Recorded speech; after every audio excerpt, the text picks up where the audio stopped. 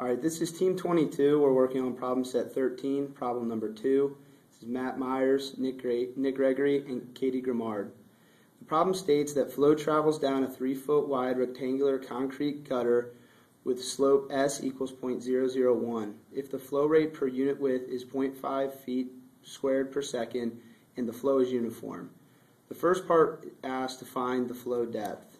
First, we have written our givens. You have N as 0.015, B as 3 feet, SF as 0.001, and Q as 0.5. We're going to be using Manning's equation and solving for Y. First step is to get big Q, which is little q times B, which equals 1.5. Next, you plug all of the values into Manning's equation. 1.5 for big Q, K is 1.49 because we're using English units, N is 0.015.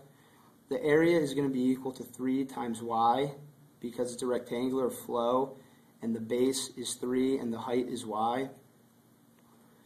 R, which is the wetted perimeter, is going to be equal to the area, which is 3Y, over obviously the wetted perimeter, which is the base plus the two sides, which are going to be in contact with the water, and that is to the 2/3 power. And then you also plug in S as 0.001, and that's taken to the 1/2 power. You should plug this into Excel or your calculator or some sort of solver because the arithmetic gets pretty tricky.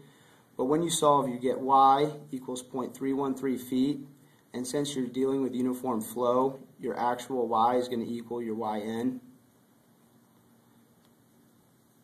The next step is to calculate Y critical, and that's equal to little q squared over G, all to the 1/3 power. Plug in 0.5 for your little q and 32.2 for G. When you evaluate that, you'll get YC is equal to 0.198 feet. From there, you can determine that since YC is less than YN, the flow is going to be subcritical.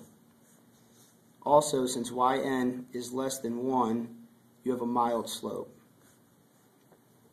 For the next part, we have to determine what the height of the water is as it crosses over the bump. For this, you're going to use the specific energy equation, where E2 is equal to E1 minus delta Z. Your delta Z is given as 5 inches, and you divide that by 12 to get it in terms of feet. The equation for E1 is Y1 plus Q over 2 times quantity BY1 squared times G. When you plug in your givens into that equation and evaluate, you get that E1 is equal to 0.3526. Your Y2 equation is going to look something, well, this would be E2, and you're given, that is given as Y2 plus 1.5 squared over 2 times quantity 3 Y2 squared times 32.2.